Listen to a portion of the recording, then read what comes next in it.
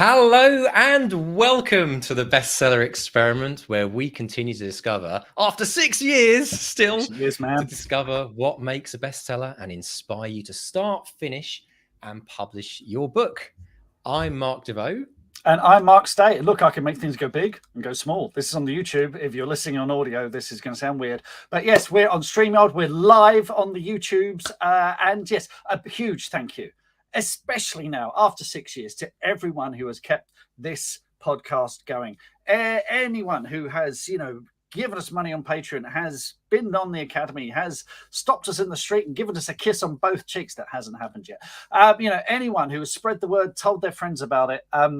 We're here still after 6 years, astonishingly, and we thank you for it. So thank you. Absolutely. And this episode, everyone who's listening to this episode is currently being recorded live on YouTube. So if you are part of we'd like to firstly welcome all the people from around the world who have joined us in our studio audience from all different corners of the world. And we'd like you to tell us whereabouts you're from and also when you started listening to the podcast. We're going to be asking for your questions because this show today is about showing you some of the background as to how this podcast is actually made, because a lot of people are fascinated by podcasts. Many people are thinking of starting their own podcast. And 6 years ago, Mark and I decided we'd do this. It was just the two of us back there, Mark, wasn't it? Do you remember? Yeah. And it had that sort of youthful naivety of how hard could it possibly be? We had a big advantage, which I was working for a publisher in the middle of London, and every single day, authors were walking through the door, and not just author. I mean, some big name authors and some people who had incredible stories to tell. And also, I'm surrounded by people in the industry who could give us advice on how books are written, how publishing works, what makes a bestseller, and all that good stuff. So we were kind of in the right place at the right time, to start with, I had lots of late nights at work at Orion, because you say, okay, well, can we speak to so and so, and I had to do it after work, but that was okay for you because it was breakfast time in Canada. So lots of getting home late, but that was okay. I was young. Back then you had the energy, didn't you? You had that long commute home. But it was quite amazing, because when I remember, for people who haven't heard the story of how the podcast got started, it was really a discussion that Mark and I had when Mark got a movie deal.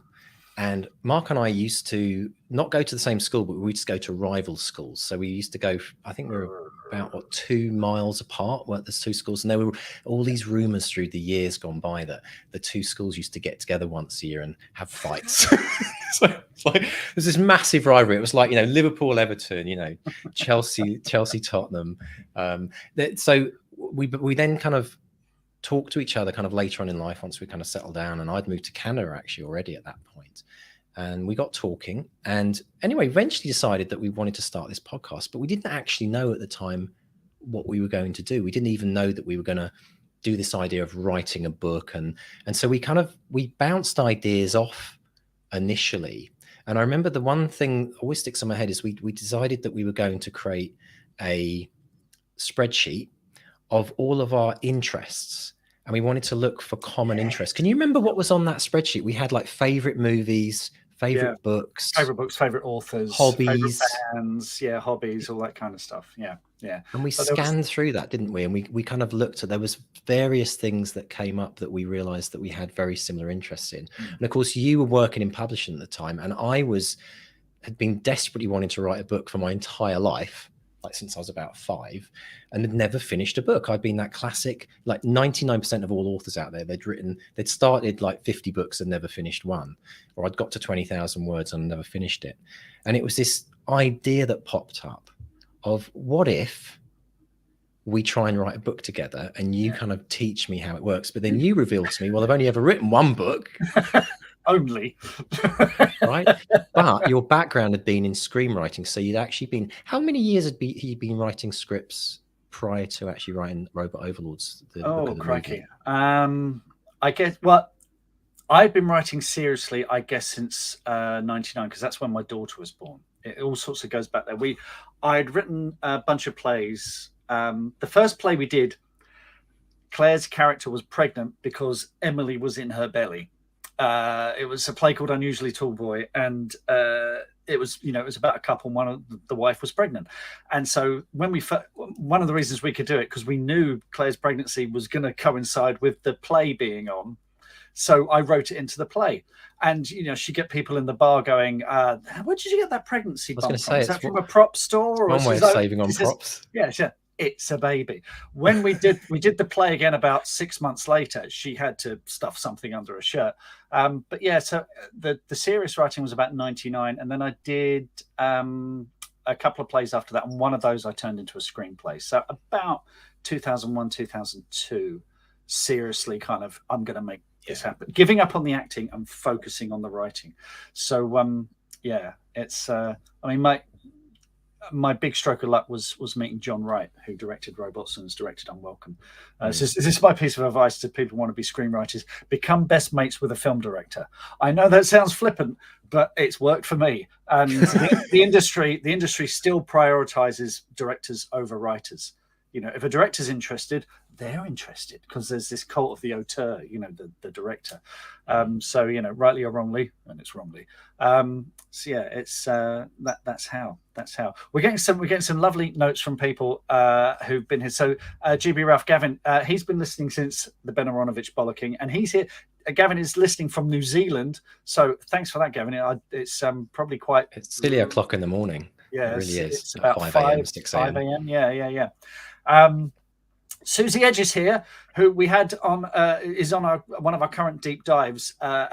Whose book Mortal is it?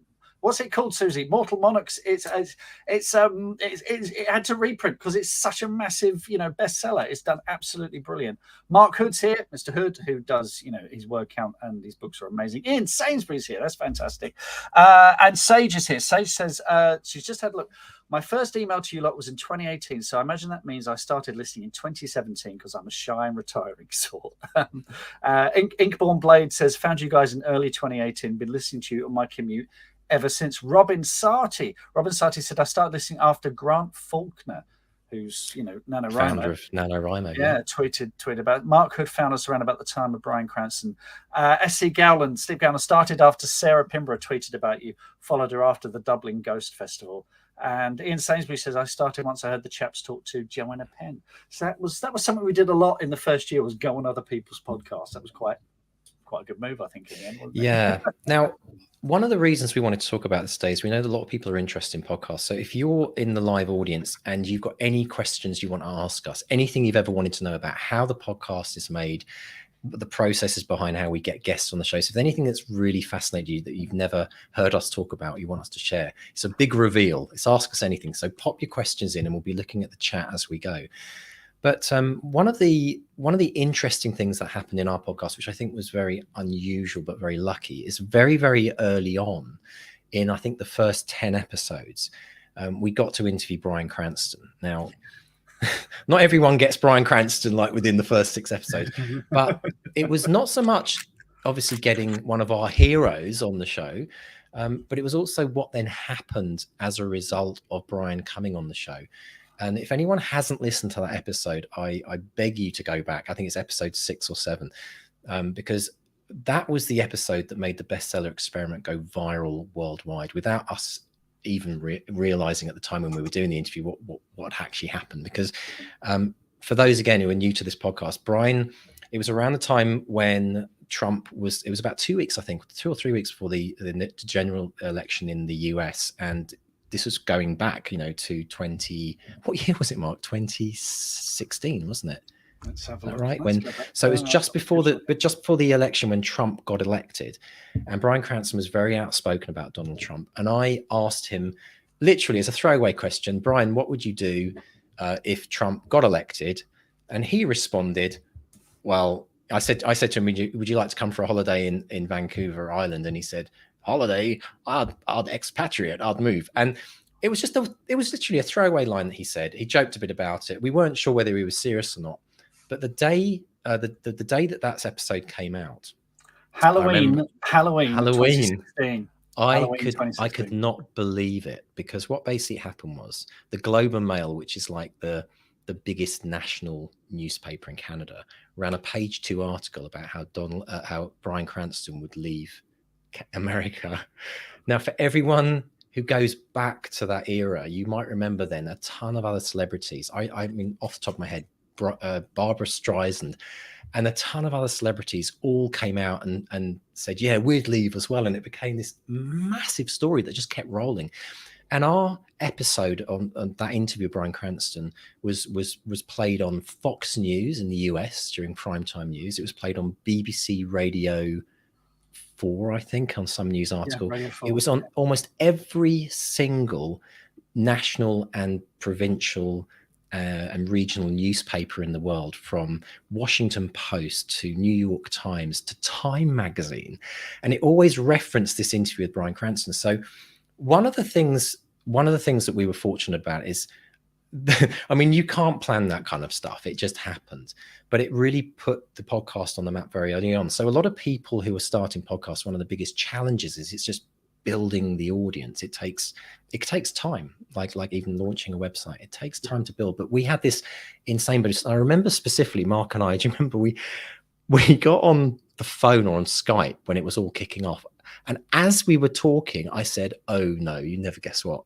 The Daily Mail have just put it on their Facebook page. Do you remember? And it was like, and it just went huge. It just one thing after another. And Mark and I were just standing there, just watching it happen. And do you remember the website, the comments? We just got bombarded by bots. We got bombarded weirdly, all saying the same thing. You know, if Bryan Cranston doesn't like it, he can leave, kind of thing. And it knocked the website over a few times, didn't it? But it was. Well, it did. And what actually transpired a few years later, you may have heard about the whole Cambridge Analytica, Facebook. We don't know for certain, but we believe we got kind of partly like we're victims of that, because we got a kind of like bots coming in, telling us all this stuff. And literally we got so many comments. There was one, I think it was on Fox on Facebook. I think there were thousands, and was it like 10,000 comments or something about the interview. So it was kind of bonkers. But anyway, just to let people know, that is not usual. That happened in most podcasts, and it kind of took us a bit by surprise, because the website went down. It melted under the pressure of people coming to our website. But it was quite a start, wasn't it? But it's one of those things that having Bryan on the show is very handy, because when I try and book guests, it's a good name to drop. It's a very good name to drop. We've got a question here from Wendy: who would be your ultimate podcast guest, and what are the chances of getting them? Is there anyone you want? I mean, I'd love to get Neil Gaiman on. Yes. Which is weird, because when I worked at Headline, I used to bump into him all the time. He used to call me fanboy. I doubt he'd even recognize me now. But, you know, that was when I sold Stardust and American Gods and collections of short stories and stuff. And I went to every single one of his events, you know, hello, Neil, it's me. And now, you know, never calls, never writes. But, you know, I would love to get Neil on, because he's one of my favorite authors, but he's so generous with when he talks about the craft, and when he, you know, and he really does know his stuff, and he's one of the good guys. Do you know, he might not write anymore, Mark, but he did tweet once, didn't he? He tweeted, yes, when we launched, the day that we launched Back to Reality, I dropped him a tweet and he retweeted it, and then we started having this discussion. And I remember, Mark, you were standing at Waterloo Station, or one of the St Pancras, yes. And I sent you a text saying Neil Gaiman has just retweeted our book, because what basically happened is our book on the day of release overtook, what was it, Good Omens? It was Terry Pratchett, and it was Good Omens on one side, and I think American Gods on the other, or something. Or yeah, but it was like a Gaiman Pratchett sandwich. It was wonderful. It was absolutely perfect. Insane. And so you had to record a video for his Twitter, because we had to send him videos of us. I think what happened is I said, if you retweet this, we'll faint or something like that. So he said, I've retweeted it, now I want evidence. And we both had to fake these videos of us fainting that we then sent him. It was very bizarre. So Neil Gaiman would be amazing. Of course, there are a couple of, like, everyone that asks us, and then obviously I think Stephen King would be phenomenal, because I have tried. Yeah, we I have have tried. tried. Yeah, Back in the early days, we reached out to J.K. Rowling as well, didn't we? might have dodged a bullet there. Well, I mean, and there's so many other authors. I've actually reached out. One of my favorite authors, who I'm catching up on, actually, I'm kind of late to the game, but I've actually reached out to Ken Follett because I think he would be, and I'm loving his books. But the other thing is, we've got to interview some of our favorite authors. Linwood Barclay is actually, we can reveal, is going to be coming back on the show for his new book. And one of the great things that we get to do behind the scenes is, I received a copy of the pre-release of his new book that's not coming out till February, and that's what I'm currently sitting on my bedside table. I'm reading his new novel, and it's kind of fun because you know that no one else really has got this book. But as part of the preparation for some of these interviews, we will actually sit and read novels so that we can kind of get a bit of in-depth experience. But it kind of varies. Sometimes we get a guest who comes on, and we have very little time to prepare. Yeah, well, I got a lovely question from Tanya Scott here, who says, how do you approach potential guests for the show? Do you just send them a cheeky email begging for them to come on? I've always wondered. I mean, the thing is, they come to us now, which is great. And we've got a backlog that is currently running to February, late February, early March. I booked someone this morning for March. And April, actually. So and it's growing as well, isn't it? It's now, I think 6 months is the wait list now to get on the show. Yeah. And only last year, it was only about a month or two, was it, Mark? So it's a bit weird because we're getting this really difficult situation where, I mean, it's lovely that we get approached now. We get emails every week from all the top publishing companies. Harper will drop us an email, Penguin, and they're all now promoting and pushing as part of the what PR agents do. It's brilliant, but so we do get to kind of pick and choose a bit as well. Some have got the message. Like there's Joe, who used to be at HQ. He's now at Headline, and he knows to book months in advance. He gets in touch, really, really early. And then we get some others who go, I've got someone who's got a book out next week, and it's like, well, shall we circle back for the paperback? So or are they willing to? I mean, the C.L. Taylor that came out last week, that was recorded in June, I think, May or June, So I do bank them. I do sort of do them whenever we can, so they're there and they're all in an archive where we can listen to them at any time. So Moon Bunny Creative, that's Sage. Stephen Fry would be a dream. I'm not starting a podcast though. Stephen Fry, I've met a couple of times as well. He did an event for me when I was events manager at Waterstones in Epsom. And this was for his book Making History, which will date it. So it's about 96, I think. And they just brought in a thing in Waterstones where staff weren't allowed to smoke in the staff rooms anymore, which for my manager at the time, who smoked like a chimney, it was, he was always out on the roof smoking. And Stephen Fry came in and he was really nervous and quite shy, very, very friendly, completely lovely. And he lit up and started smoking. We were looking at each other, is anyone going to tell him? Is anyone? No, okay, we'll let him smoke. So it's only been a rule for a week. And I came upstairs and said, oh, there's a local press photographer here. And he said, oh, okay. He said, does he want me to peer over a pyramid of books like this? I said, how did you know? He says, everywhere I go. So the local press asked for it, everywhere I go. So I'd love to get Stephen Fry back on. Absolutely brilliant. Absolutely brilliant. That'd be fantastic. Another author I'd love to get on is Pulitzer Prize winner Anthony, I think it's pronounced Anthony Doerr. He wrote All the Light You Cannot See, which is like one of my favorite novels of all time. There's sometimes that you read a book and there's so much depth to it. There's so much brilliance. There's, this book was written over like 7-8 years that you think, how can you do a book and an author of that magnitude justice in like a half-hour, 20-minute chat? I think that's one of the biggest challenges for us, isn't it, Mark? Is that we could probably chat for hours with these authors, but it's what are the most salient points that we want to ask them? And it's often about their writing process, because a lot of other podcasts out there interview authors when their book comes out, and they talk about their book and their podcasts for readers. It's about, does someone want to read this book? And really our focus has been from day one. I think this is one of the reasons why we've kept going for so long, is that we've made it our point to really dig deep into the author process, the writing habits. And that's the thing that keeps me so fascinated, because there's always something new that we learn, and it's obviously very relevant to our writer Every listener time. base. Absolutely. And I think authors appreciate, because if they go on local radio, they get 5 minutes tops. With us, they can sit around and they go, oh, how long? And I sometimes go, well, half an hour, 20 minutes, half an hour. And they're, oh, great. They enjoy it. Yeah. So here's a terrifying suggestion from me and Sainsbury. How about a new experiment, a new bestseller, write and publish in 3 months? Like a short story. Non-fiction this time. Can anyone suggest a subject these two could write a how-to about? There must be something. Do you know what? It's a really great question, Ian.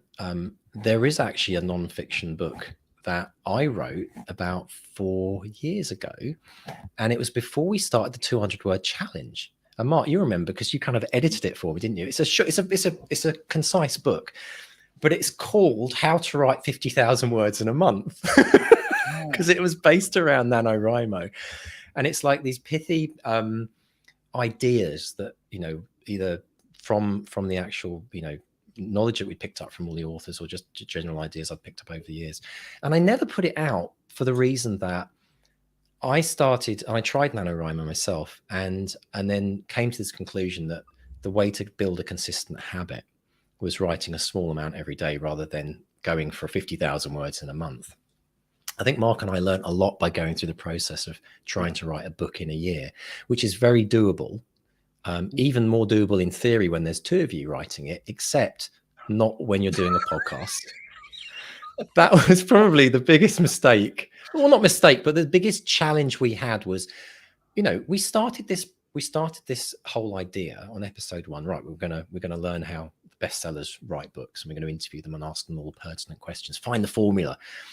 But when the Bryan Cranston episode went viral, the podcast just took on a life of its own, and we were really struggling because the podcast was going bananas, and at the same time we were meant to be writing this book. And there was a point where we were like, I think a few weeks or a month or so in, and we thought, we're not gonna be able to get this done in time. So it was really interesting time, and even towards the end of the first year, the biggest problem we had was we didn't have time to market the book, because we were finishing the book, running the podcast, doing all the interviews, dealing with everything else that we were learning for the first time running it, because it was the first time either of us had done a podcast. I'd done a lot of radio in the past, but you just show up at the BBC studios and you'd chat as a guest and then you'd leave. It was really easy. But we started to realize that what we were actually having to do was create an hour of the equivalent of a radio program each week. And if you go back to the first few episodes, you'll hear that actually the audio that was edited, I did the first, I think, 20 episodes because I had all of the equipment. I said, I'll just edit it, thinking, it'll take, half an hour. Well, let me tell you, reveal number 1, editing the podcast takes multiple hours of however long that podcast is. And I went to an extreme where I was removing every single and it was just, it got to a point where we thought, this is insane. I couldn't edit the podcast, do the podcast, and try and keep up with writing the book and do my day job, which is still going on at that stage. So at that stage, I thought, I need some help. And it was at that point I reached out and started looking for a podcast editor. And that's when we met Dave, who's been with us from, I don't know, episode 20. Well, we've got a great question from Andrew Guile here, and who says, how much of your working week does the podcast take up? And I've been thinking about this a lot. And so a week in the life of the podcast will start on a Wednesday. Okay, so we normally record on a Wednesday evening. Well, it's Wednesday morning where you are, Mr. D. I will listen back to that week's interview, which that's stopping and starting and going back and listening things. I make notes.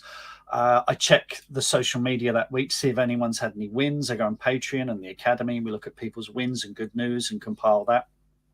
Then you and I record in the evening, don't we? Which we block out 2 hours for that. And then once we've recorded it, we send the edit files to JD. And then a couple of days later, I get the edit from JD. We listen back, make any suggestions, and then I prepare all the copy for social media and email. I create an image, do all this ourselves or myself. Then JD confirms all the scheduling. He sends me the link. This is usually when I remember to send you next week's interview, so you can listen to it ahead of the show and make notes on it as well. Yeah, I send you notes and you listen back. You make your own notes. Then Monday is launch day. So early on a Monday morning, I launch the podcast on social media. I schedule a week's tweets. And then the rest of the week, I have interviews. I usually have 1 or 2 interviews with authors lined up during the week. These will all have been booked quite some time ago. We ask the authors to fill out a form that tells us all their essential stuff: social media, links, website, new book, author photo. I research the author. This can take a while. The publisher usually sends me a title information sheet, which tells me about the book and their bio. We might have a conversation with the publicist about a theme for the conversation. That I look for a hook. I look for something that's a bit different. And then I put together, I look at old interviews as well and find out little tidbits about the author. And then I put together sort of bullet points for conversation. I don't go into too much detail. I have bullet points that sort of steer the conversation, because I found that one of the biggest things I've learned doing these interviews is to listen. Because if you you will always just pick up something that the author says in passing. You think, oh, never thought of that. Let's pounce on that, which is great. So I am sent books by the publishers, but I rarely read them. I just haven't got the time. I've got something here, Mark. You talk about that sheet.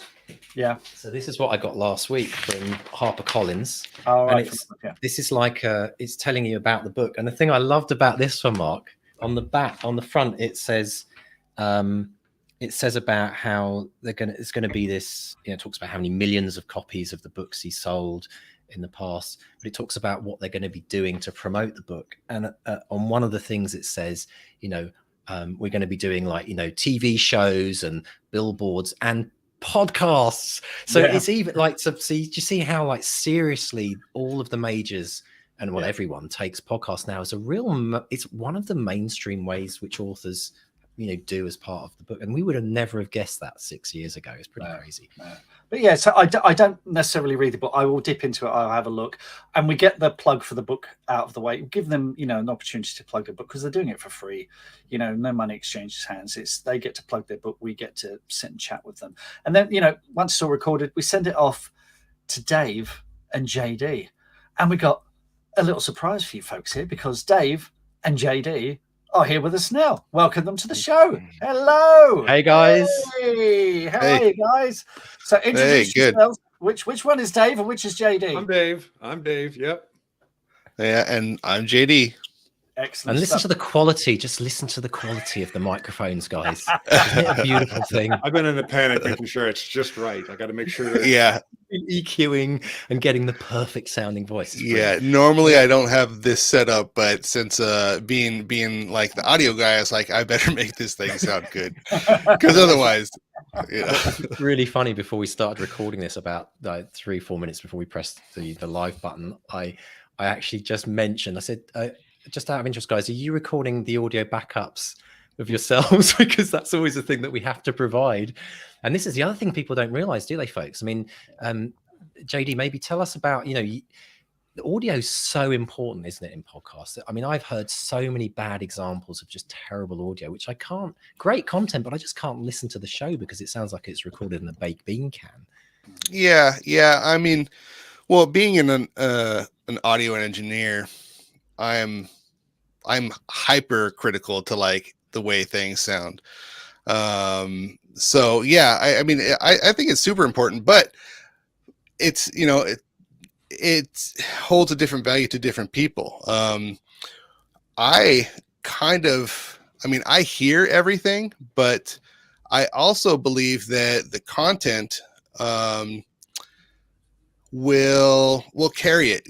I will look past a noisy room or something if the content, or when dealing with like music or something, if the performance is like fantastic, oh man, like sure, it doesn't sound the best, but they're rocking right now, so I will look past that. But yeah, if something really sounds bad, I mean, I'll skip. Like the early MP3s when the compression was just terrible and it sounds all tinny and stuff like that, I'm like, I don't even want to hear that, you know. Just I'd rather just listen to something else. What's your background, JD? You work as an audio engineer. What have you done in the past?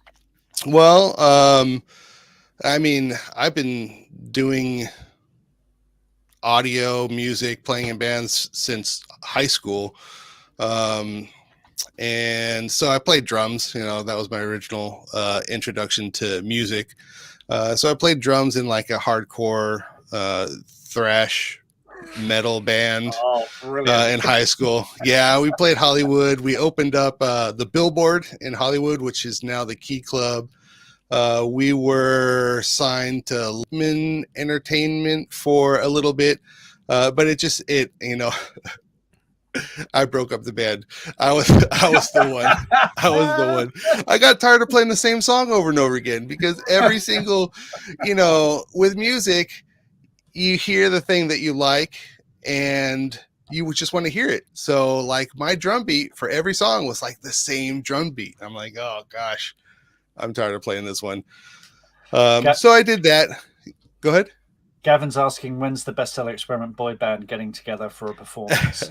Well, I actually, mean, we were talking about background. we were talking Here it is, about right this here. just before. You know, yeah, I've got a guitar, you've got a keyboard, drums, bass, got the whole Dave's thing. got a keyboard there, yeah, absolutely.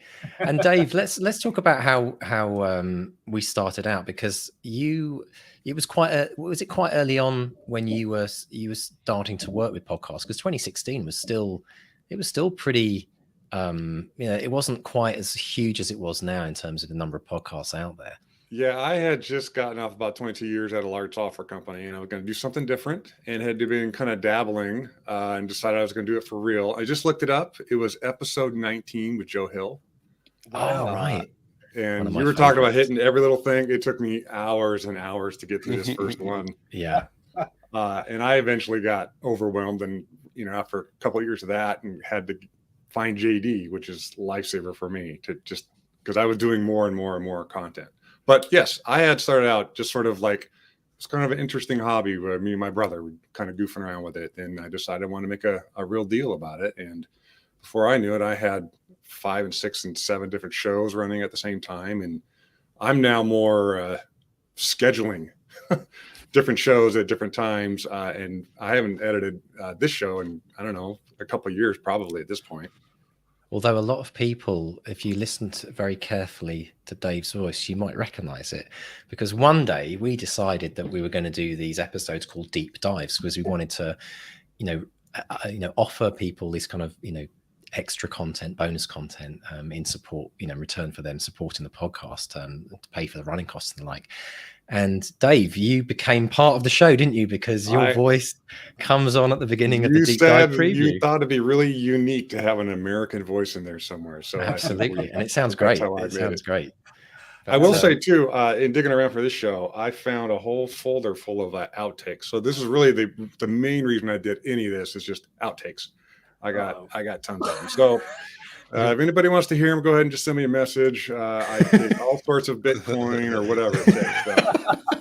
Oh yeah, I'm sure there's a lot on there that you didn't hear, because one of my favorite things that you ever both did was there was a period of time where I think almost every episode there was some outtake at the end, and you'd think the show had finished, and then suddenly, and there were some absolute howlers. And I think we even had a compilation, didn't we, for one of the Christmas shows of, I think, back a few years, which we should dig out, because it was we should do that again for Christmas. I will just say here, one's called Constipation, I Know. Another one's called How Brilliant.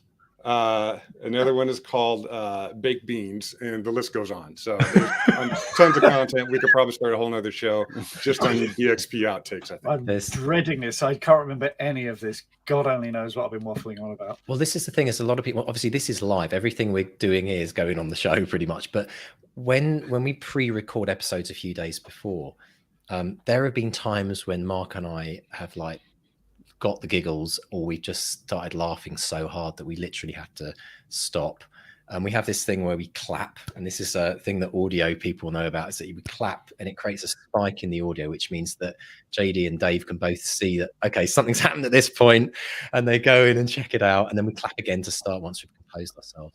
But there's, you guys make us sound a lot a lot better than we really are in reality. It's quite amazing. I worked out, in answer to that earlier question, we estimate that when you add everyone's time together, whether it's, Mark researching the interview, doing the interviews, me writing notes, sometimes doing the interviews, you guys editing it, creating the web pages, backing up files, all the boring stuff that we have to talk about on email all the time.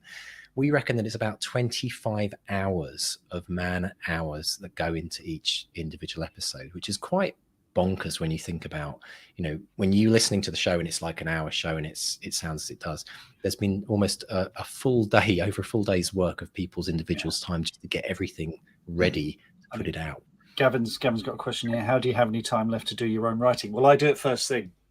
So I write 7:30 to 9:30 on a project. If I get extra time, then I'll use that time. But yeah, I tend to write first thing. Then there's usually an interview in the morning, either on one of the days, and then there'll be something to edit, something to listen back to, something to research. There's a little bit every day. So it's doable. And this is all I do. I write and do podcasts, so I'm very lucky in that respect as well. But it's no different from people like Michael Connolly that is working on, sitting in the room writing the Bosch script for Amazon Prime whilst he's trying to write his current novel, and he's doing interviews. So any successful author has to get to a place where they learn how to be super focused and organized. And that's one of the reasons why I'm so fascinated by productivity and habits and all those things, because I think you need that when an author gets to a certain point, it only gets busier the more successful you get in many ways. But a question for JD and Dave I want to ask quickly. For people who are listening that are thinking of maybe starting their own podcast, what kind of one tip would you give them as the guys in the background creating all the magic? What would you give them? Because you work with lots of different podcasts. What would you say would be the most important thing for them to know? So maybe start with you, Dave, first. I would say, to kind of jump on JD's point, if the audio isn't perfect, we all want perfect audio. It really is content can kind of pace over all of the inconsistencies. Obviously, you want to get as consistent of a sound as you possibly can, but think about what you will talk about, right?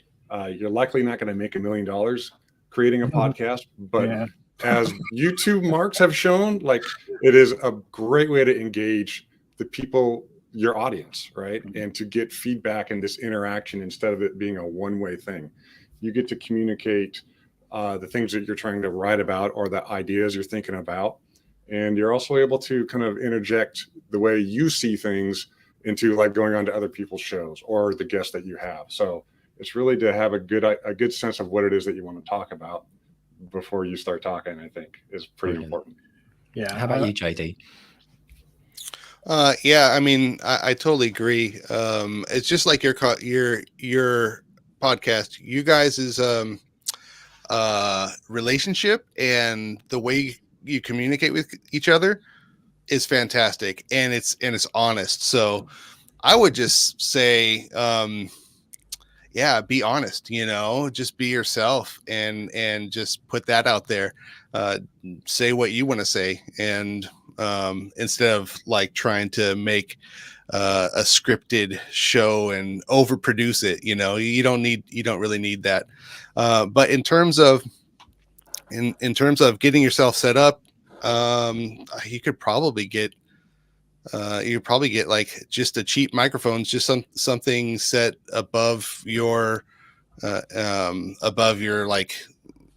your webcam. My webcam mic is pretty good, so just get yourself set up and try not to be in an empty room with bare walls, put some couches or something in there, and that'll get you over 50% on the way there. So if you wanted some action items to try and do, but other than that, just do it and find out. It is the editing that's the killer, though, I think, because I speak to people who don't have a Dave or JD, and it's that's the thing that takes up a lot of the time. And I watch I don't know if anyone's watching Only Murders in the Building, and it's on Disney Plus over, I think it's Hulu in the States, and they're recording a podcast. I'm like, where are they editing this podcast? Where does the edit? You never see them edit anything. The Tina Fey character has a team who does it for her. But yeah, it's Yeah. So You know, when we set up new clients, you were talking about 25 man hours per episode or something like that. We sort of like just ballpark with new clients. Like we're going to spend at least 3x whatever we record, just in the edit part. We're going to spend at least 3 times that to get your edit done for the episode. And then you throw on all of the coordination between hosts and guests and, you know, backing up and stuff like that. You can get to a point down the road where you kind of got a rhythm, and that 3x can get a little tighter and quite a bit shorter. But you should plan for at least that when you're doing just the editing part, just to get a final show. And then if you want to manage more than one episode at a time, you know, it's good to have a couple people kind of tracking the progress. So yeah, absolutely. Brilliant stuff. Well, thank you so much, guys, for appearing. We may bring you back on later on if there's any techie questions that people ask. But this is brilliant. I do have one question. We've got a question from Tracy Montague, which came before the show. How much of what is recorded is kept and how much is cut? We don't, JD, we're fairly clean, aren't we? There's not a lot of fat, is there? Yeah. It depends. It depends. But with your episode, I mean, I basically just trim the ends where the show hasn't started, and like after you guys say your goodbye. Other than that, it all gets stuck. It's all in there. But back when I was cleaning up the ums, that could actually, like, all the little ums and pregnant pauses and all that stuff, they can add up to like 20%, you know, if you really want to go in there and get every single one, you know. But it just depends on the person who's speaking, you know.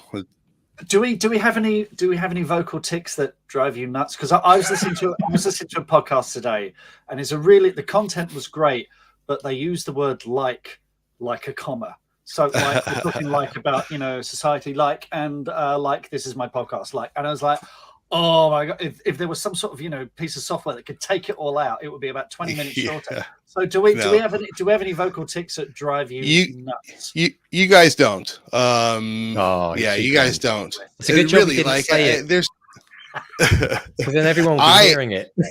yeah. But yeah, just like you said, different people have different ways that they talk. Some people will say repeatedly, you know, and I take them all out, you know, if I can. But you guys, you're pretty solid, you know. Here's a tip for anyone thinking of doing a podcast. It's a bit of a left field one, but if you're thinking of doing a podcast, go and spend a few months at your local Toastmaster club. Because I did Toastmasters for about 6 years. Even actually during the beginning of the podcast, I was still doing it. And they do a thing each week where someone is assigned as the and counter. I'm not kidding you. This is for real. They have a person with a clipboard, and anyone in the room, including the Toastmaster, who's, you know, up there running the whole meeting, they mark off every time. And then there's a report at the end of each meeting where they run through everyone and say, right, John, you got 2 ums, 3 Rs, and 4 lip smacks. And then they just literally go through every single person. And the weird thing is that once you become aware of the fact that we all do it, I mean, even on, you know, BBC News, you listen to some of the biggest presenters, you know, out on the planet, they and ah, and we have all of these tics. But the minute you become aware of it, you can start to slowly eradicate it from. Now, I'm speaking really carefully here because I'm so conscious now of not using an but I cringe when I listen back to some of our episodes, and it's when you listen back, I think, oh my gosh, I do and ah still, and I thought I'd got rid of that. But and JD says, be yourself, and I'm a lot more sweary at home than I am on the show, because that was a decision we took very early on. I think it was a Sarah Pinborough episode. It was, but it was also the email from a lady that broke my heart, where she said to us, it was just before the Sarah Pinborough episode aired, and we got this lovely email from a mum saying, I love your podcast, it's one of the best things. And what the greatest thing now, with Mark and I just had this discussion about, do we drop the C word bomb, which was in the episode originally? And this email from this mum said, and my favorite thing to do is on my way to drop off my 8-year-old son to school, we listen to the episodes together. Literally, this was like 2 days before we're thinking, do we put an explicit rate? and that kind of changed the course, didn't it, Mark? Of we Well, wanted we to had keep it family friendly as best we yeah, could. we had a full and frank conversation about it, if you recall. It was We quite, did. you know, It was quite difficult because it was 'cause I partly was linked like- to our book as well. Yeah, I mean, but when I listen back to that one with us and Sarah, we were like naughty little schoolboys egging her on, sort of giggling, going, "Oh, swear again, go on." And it's you know, so it's if anything, this podcast has made me less sweary than I was 6 years ago, which is a miracle. So yeah, it was but I think it was the right decision to do, because I think it just makes it a little more cooled down, a little more relaxed, and you know, we're not trying to be clever, we're just, you know, having a nice polite adult conversation, you know. So yeah, But I the think other it's one slips actually in now almost and then. unusual now to get a podcast without swearing. In Canada, we have many vehicles driving around with some real bad stickers. I'm like, there are kids that can read, like 5 years old, and they're like, "Mommy, what's that mean?"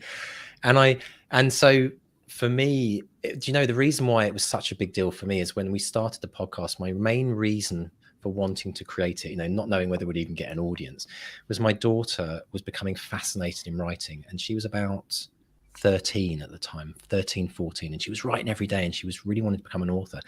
And I thought, if anything comes from this, I'll create a little archive of really cool little shows for her to listen to, maybe when she's an adult.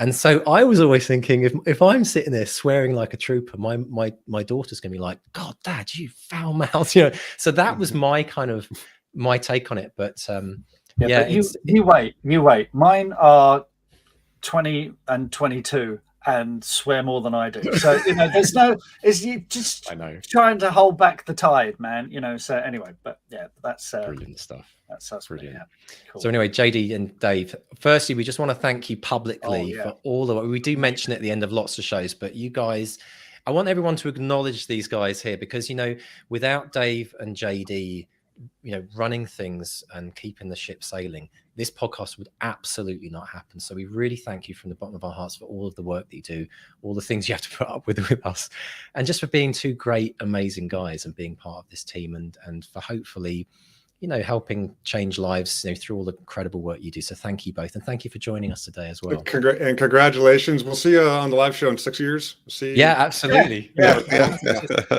JD, what I'm going to do now, I'm going to go, "Hey, Dave and JD, I want you to, you know, bring in some applause, some audience applause there. So can you do that?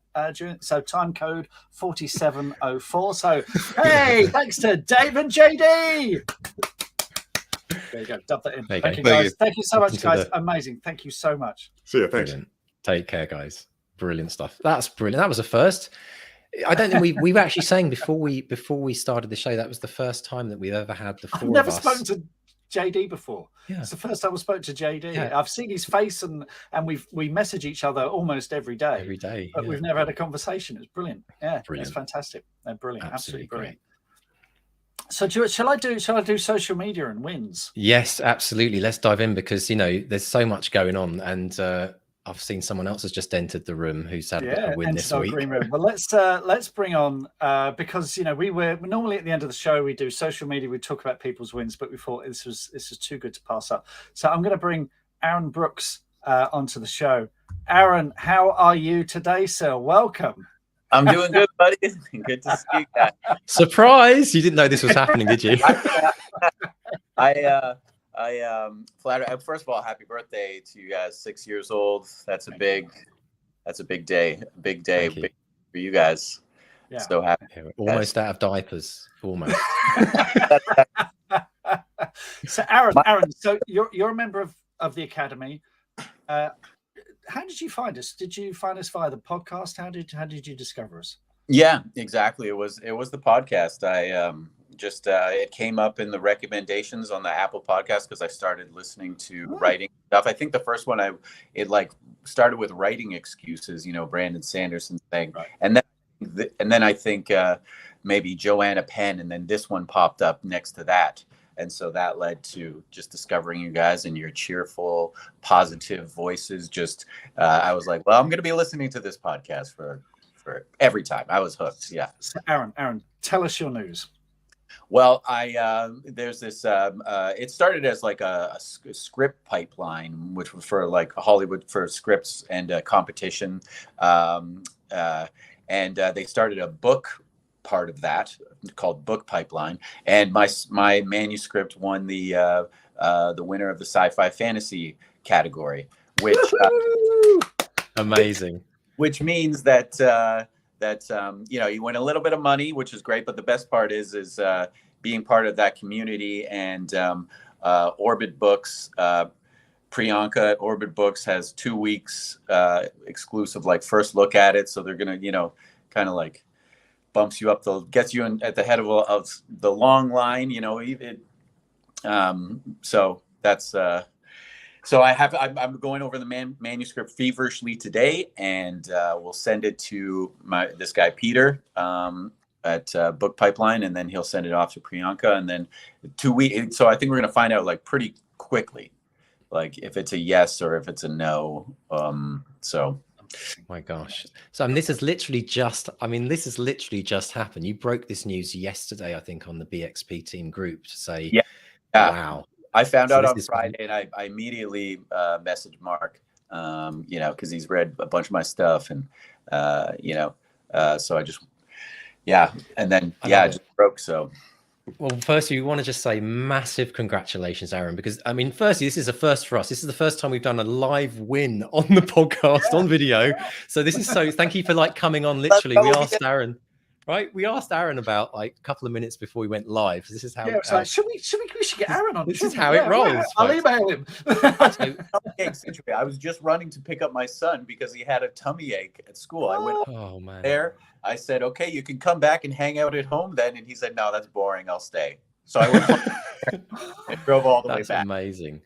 So massive congratulations, because this is such a huge win. This is a major competition.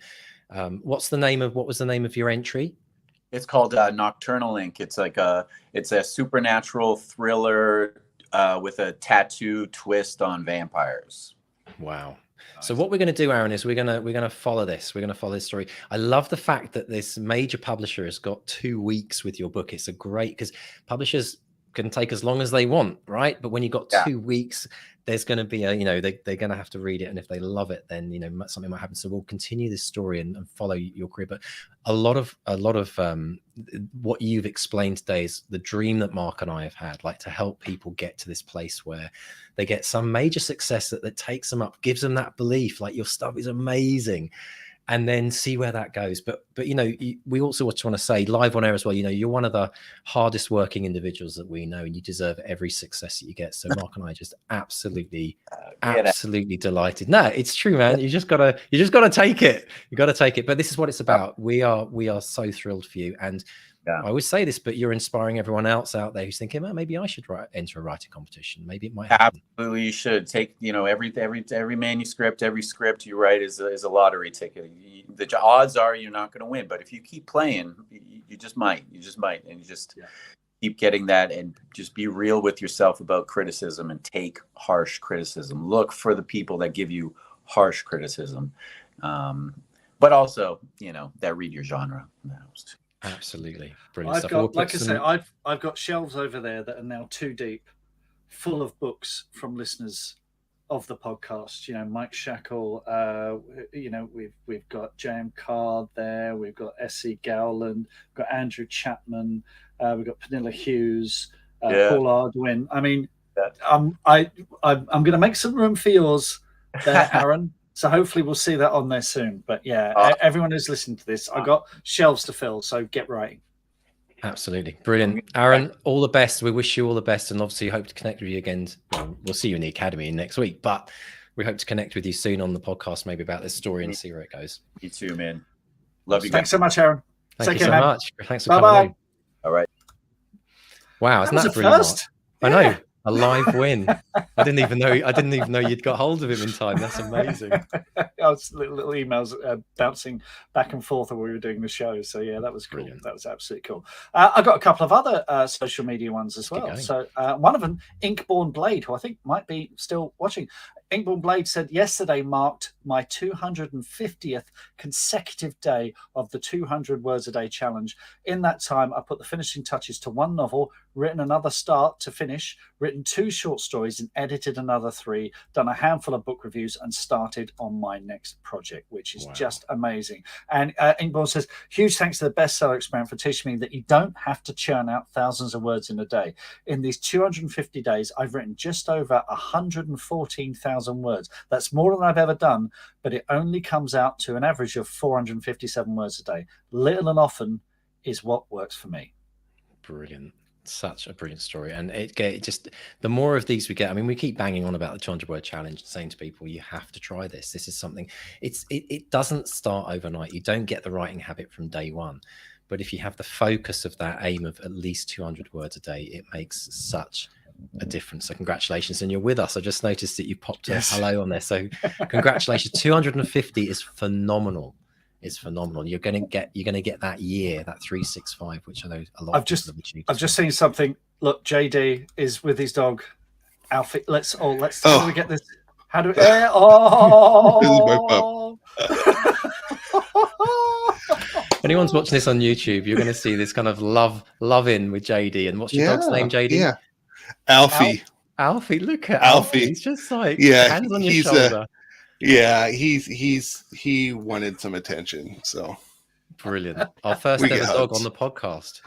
Yeah, say hi, desperate Alfie. to get people's pets on. Yeah. What breed is Alfie?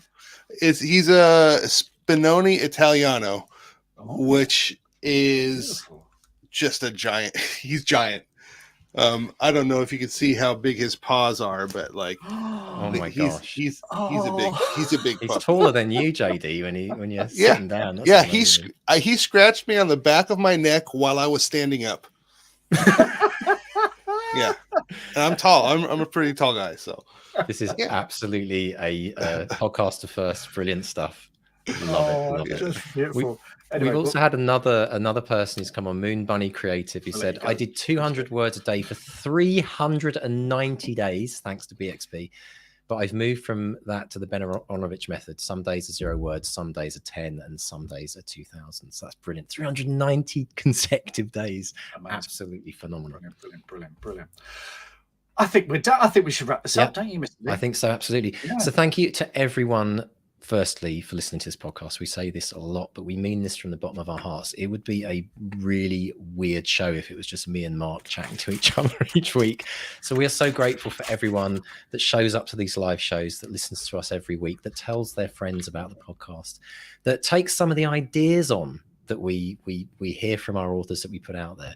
And it's time. Mr. Stay has got, like, I can't even believe this is happening, a mini Colin the Caterpillar. I didn't even know these existed. Yeah, a mini Colin the Caterpillar cake, which for those listening on audio is about the size of a Jack Russell's poo-poo, and probably has the same texture as well. And I'm on a calorie controlled diet. I've lost 25 pounds since March, but I've banked the calories for this. Is this your treat for October, Mark? This is I did 5K on the exercise bike and lots of walking today. So it's you're just about to offset that.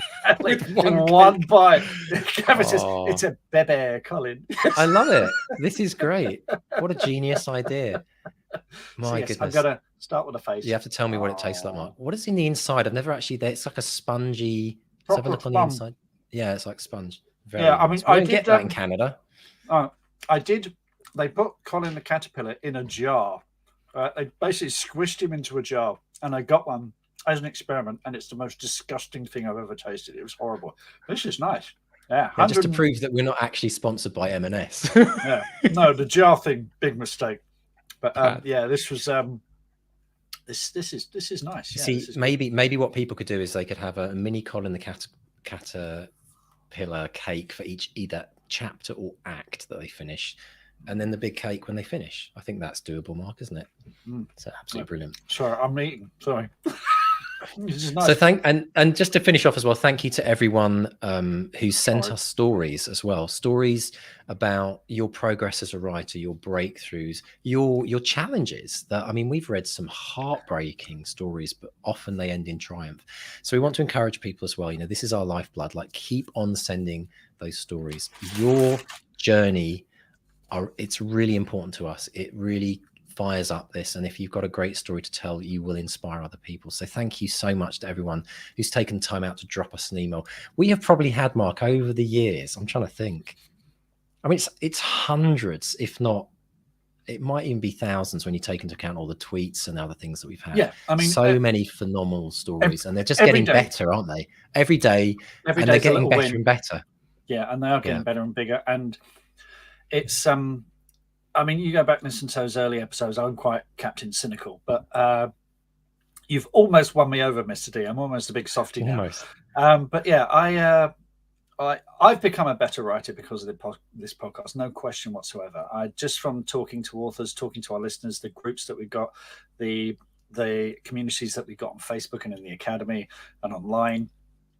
They're such a lovely bunch of people. I've been lucky to meet some of them in person, or we've had Zoom conversations or whatever. But yeah, it's been absolutely brilliant. It's been brilliant. And one thing I will say, after 6 years of doing this podcast, we've had our moments, haven't we? When we were writing the book, lots of pressure, lots of big decisions we had to make.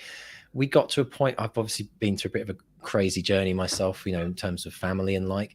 But there was a point where we were on the edge, I would say. After about 3 years, was it? We were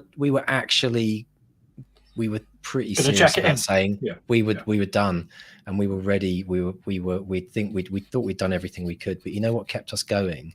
What kept us going were the emails that people started sending us. And so I am now in a place where I really look forward to this. I would say to anyone, the number one thing from my perspective, if you're thinking of starting a podcast, you've got to do something that you're fascinated in, something that you love, and something that fills you up. Because the one thing I know for certain, Mark, is when we get together and we do our chat, whatever we don't know what's often going to come out. I always feel lifted when I finish recording. It's always, I always leave on a high, and it's, you know, it's such a wonderful part of our weeks, I think, now. And so for anyone who's thinking of doing their podcast, that's the one that, apart from all the amazing feedback that you get from listeners and all the love that you hear and feel from everyone, it's brilliant. But if you pick something that you're passionate about, something that you're fascinated in, something that makes you smile, makes you laugh, and if you do it with someone else, I think I would recommend that. Like, doing a podcast by yourself is really hard, but Mark and I, we just you know, enjoy chatting with each other.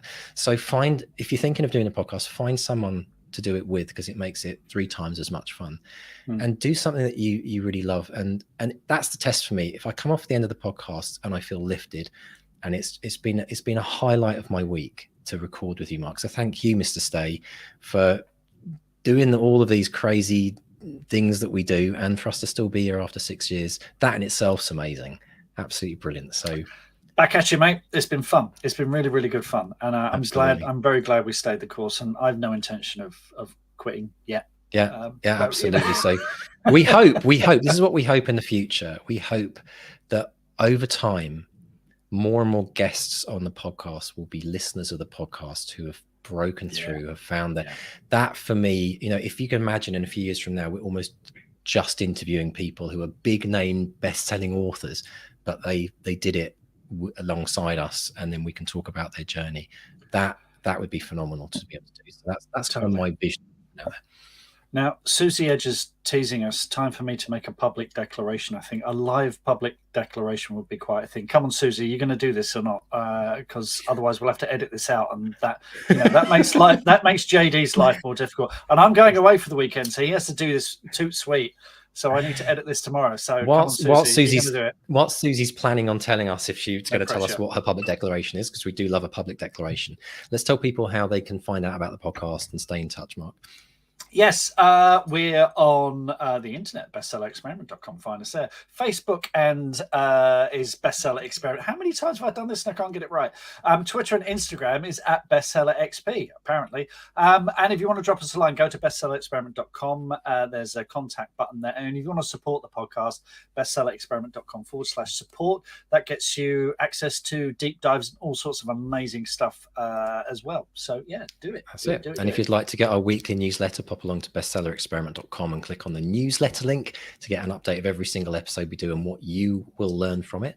And obviously, we have to mention the 200-word challenge. If you want to join us in the free daily challenge to write a minimum of 200 words a day, it's 200wordchallenge.com.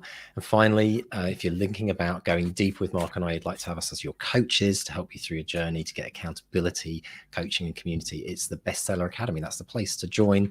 academy.bestsellerexperiment.com. Pop over and see us. And we have a live dream declaration, another first.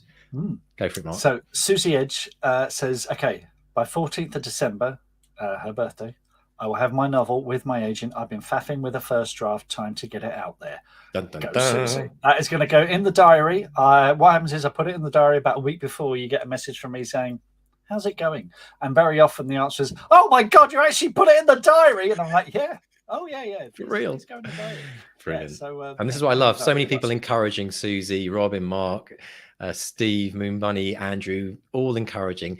There is no way that Susie is going to miss that deadline now. So we're all cheering you on, Susie, and let us know how you get on. Brilliant stuff. Well, Mr. Stay, I think we've come to the end of this live show. Thank you all to everyone that's turned up to be with us, whether it's morning, noon, or night for you, wherever you are in the world. And again, thank you to everyone for listening to this podcast. We love you all, and we can't wait to be with you again next week. So, Mr. Stay, goodbye, sir. Great 6 years. Here's to another one. And it's a goodbye from Mark 1. And a goodbye from Mark 2. No. Goodbye. Bye.